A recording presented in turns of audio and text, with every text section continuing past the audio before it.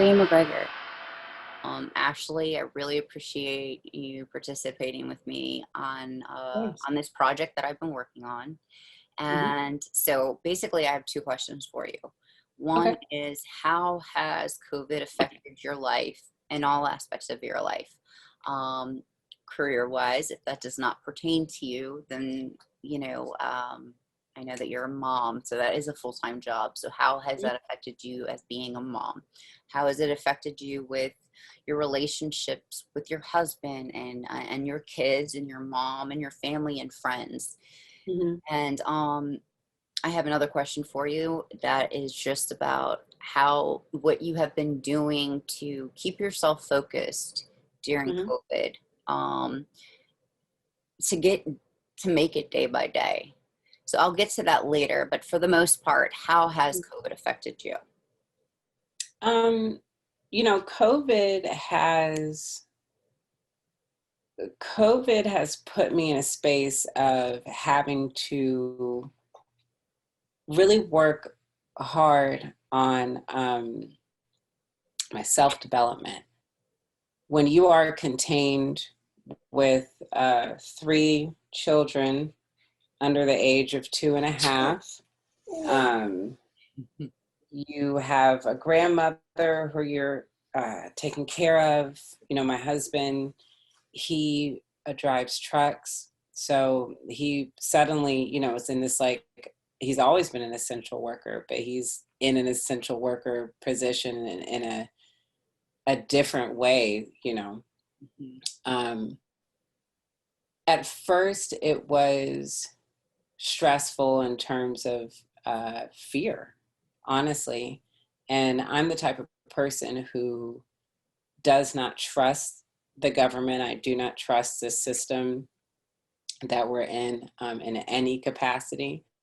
So it wasn't just fear, it was also wondering, am I being manipulated? Am I being controlled?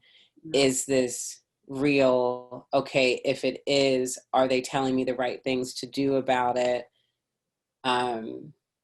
For people in my community to be, getting hit the hardest, and just all of these different things brought up a lot of different questions, a lot of different anxieties. It was, I'm an activist. I have an organization. It's okay, baby. Called the People Assembly. And I cannot tell you how hard it was for me when the media decided to show us these public executions, and we're all watching George Floyd be murdered.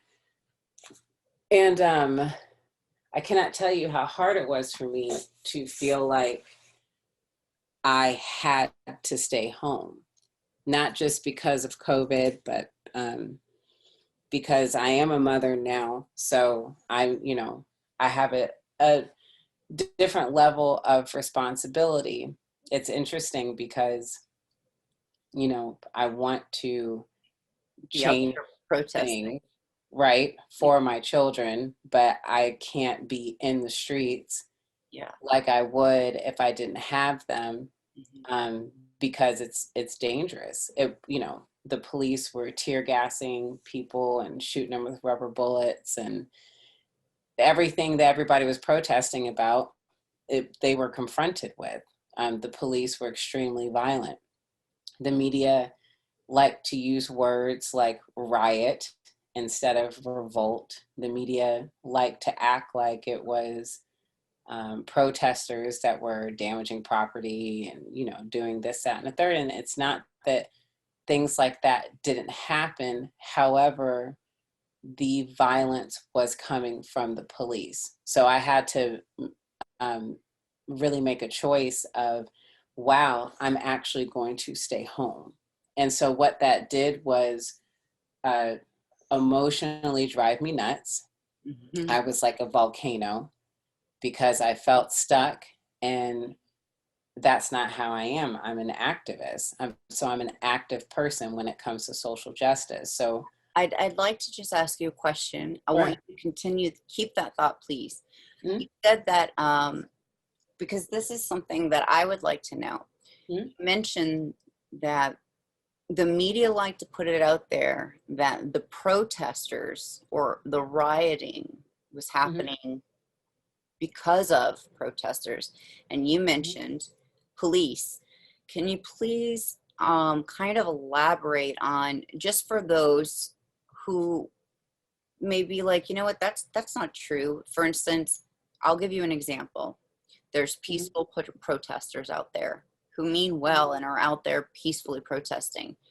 But then you'll have people who say that there's others out there that try to take advantage of what's going on and go and just, sort of like during Hurricane Katrina, you just go and loot and steal just because you're taking advantage of a situation, and then it makes what really matters, it just kind of takes what this movement is trying to show the world.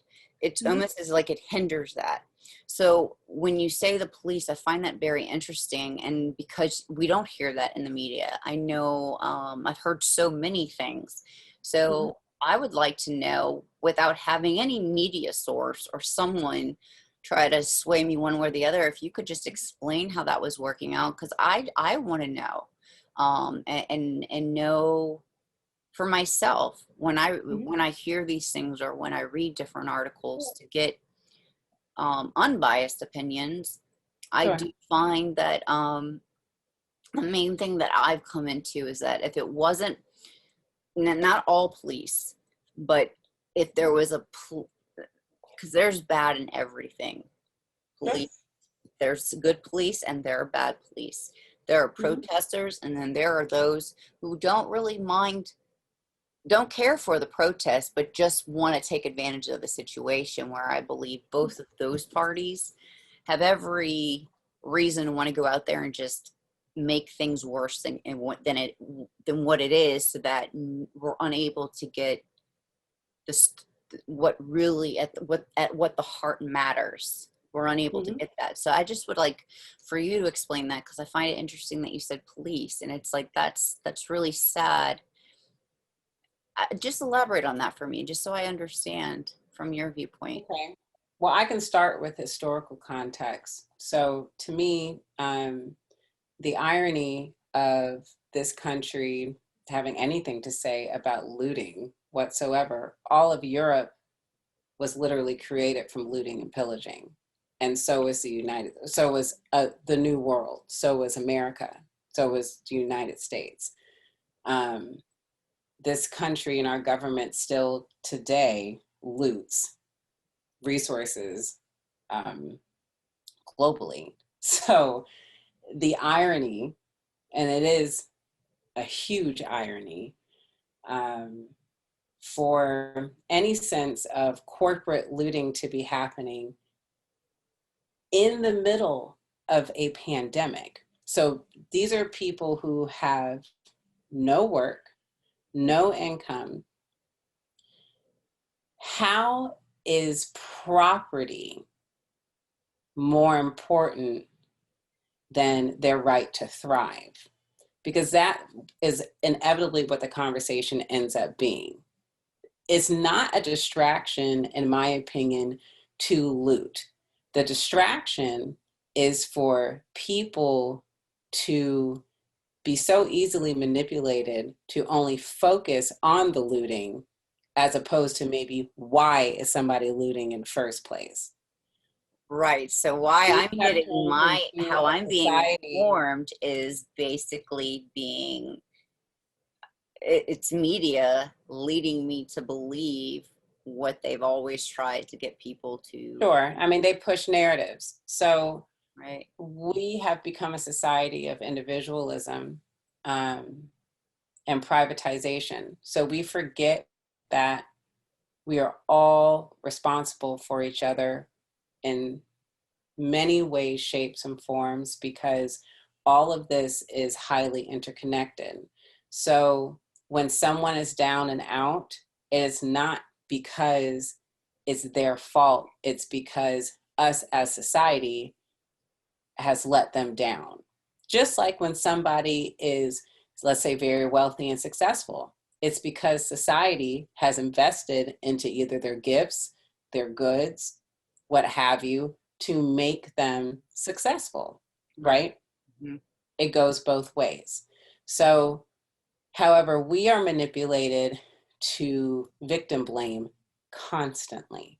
Yeah, So in this now. the issue is not the fact that people were looting, in my opinion. The issue is that our media, so our major institutions, right, Mm-hmm. decided to make that the issue, to demonize what was happening in the first place, which is people are sick and tired of our institutions lacking accountability and being oppressive. And two, that if people are stealing things, that probably means that they needed it in the first place. So let's work that out. You And I know, it makes understand not 100%. What about the fires or whatnot? People destruct. Well, when you're mad, okay, when you're mad, when you're mad, are you calm or are you outraged?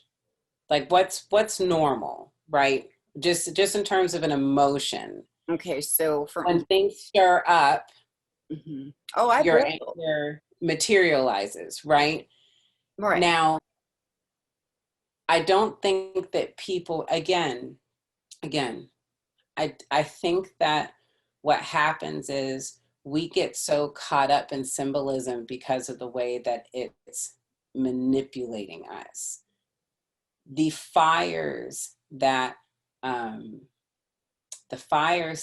set off in our lives continuously in this country and around the world, and I'm talking about literal fires, I'm talking about manipulative fires. There is so much crime that happens in this country by people who are making these policies and are making these laws. You know why they're not locked up? When they commit more crime than anybody else you can pluck off a street, because they have the money and they have the lawyers and they have the power. Sources, right? I'm not in a position anymore of falling in line with their divisiveness. If someone wants to burn down a building and no one got hurt except a building, I don't care. That's property. That's something that can be put back up. Do you believe that? Absolutely. I don't think that you believe I am that more is concerned an expression with of saying is, for instance, an African American. Okay, I've a friend of mine posted up a building and it burnt down, and he said, "Guess what? You'll get the money to rebuild it." Exactly. Our lives matter. I'm more concerned with the heads of these corporations burning down our earth. I would much rather them.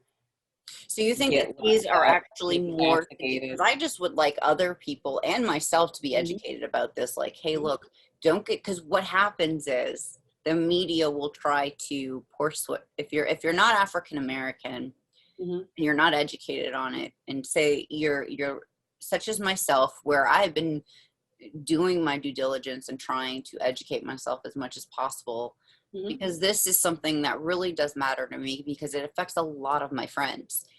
So in general, maybe let's just say, maybe some fires are started for the wrong reasons, but for the majority, do you feel it is a symbolic message that they are just trying to get across that, hey, look, this is replaceable, but our lives are not? What matters more to you? Depends, because material or life?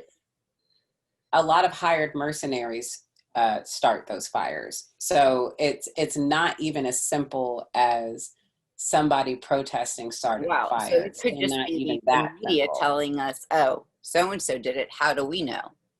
You know, you show a video. You have to understand that if the media or any of these officials that we elect, if any of these people would say what it is, which is a revolt against the system, that means that they would be taking accountability for the problem that people are revolting about. To call it a riot automatically demonizes it, and it automatically degrades and demeans it. So you have to make something look like a riot.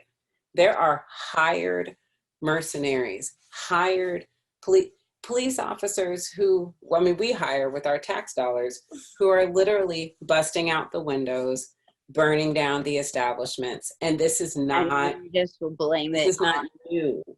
During the protest out here in Atlanta, police officers were setting off fireworks in our neighborhoods every single night for months. This is psychological warfare that our government has used since the 60s. They're not reinventing any new wheel. So this is what so let me get back to like just my train of thought. Absolutely, yes. As passionate as I am about all these things, I had to stay home because I had to maintain a comfortable environment for my kids. Mm-hmm. So what I ended up having to really do was figure out how was I going to do what I needed to do for my soul and for all of us from my living room. How was I going to somehow get this done? So what I did was I started getting really heavy into local government, making the calls to Atlanta City Council, spreading information about different ordinances and policies and anything that they were talking about to try to get people in my general area on board to let their voices be heard and things like that too, really to just start holding these people that we elected accountable. And that was a really incredible and disheartening experience because politics, even on a local level, is extremely corrupt. There's too much money in it. There's too much collusion. Politics is really a matter of corporations, unions. It's not a matter of the people. No. Ever, even on a local level, maybe in a really small town, but in a city like Atlanta, where Black people are like 51 point something % of this place, there are families being sued to displace them from their homes. That's how bad gentrification and all these things have gotten out here. So you have to understand it was like a explosion, right? So, however, the media again was making it seem like the protesters were somehow demons. And it's like, no, there are so many things happening in this city all the time that is so corrupt that all that you have done is put us over our edge. We are stuck at home. We don't have jobs anymore. You know, we actually, COVID so now we exacerbated, like COVID has only allowed, since everyone, those who are able to work, if lucky enough, if they're not without a job, really sit back and think about this. And it's about, hey, I don't have anything to keep me distracted from your lies anymore. I see what you're doing. Hey, I'm paying attention. I have time for this now. Yeah, you know, but I'm saying just for someone who has been so busy and that hamster wheel of you just keep going, keeping you busy. Sure. Here, keep doing this because I'm going to keep you busy. At the end of the day, because of COVID, it's been a blessing in the sense that there's an awakening and people aren't going to be quiet anymore. You can't suppress Wow. us and corner us Right. and keep us silent.